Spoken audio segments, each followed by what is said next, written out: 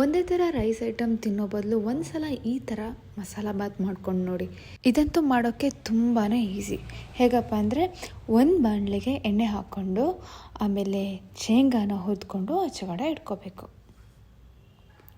ಆಮೇಲೆ ಸಾಸಿವೆ, ಬೇವಿನ ಸೊಪ್ಪು, ಹಸಿಮೆಣಸು ಹಾಕಿ ಚೆನ್ನಾಗಿ ಫ್ರೈ ಮಾಡ್ಕೋಬೇಕು.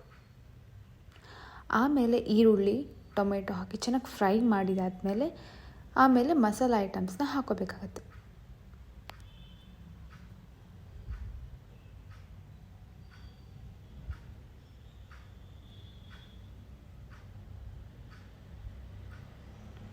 ಇವಾಗ ರುಚಿಗೆ ತಕ್ಕಷ್ಟು ಉಪ್ಪನ್ನು ಹಾಕಿ ಇದೇ ಟೈಮಲ್ಲಿ ಕೊತ್ತಂಬರಿ ಸೊಪ್ಪನ್ನು ಆ್ಯಡ್ ಮಾಡಿ ಮತ್ತೆ ಫ್ರೈ ಮಾಡಬೇಕು.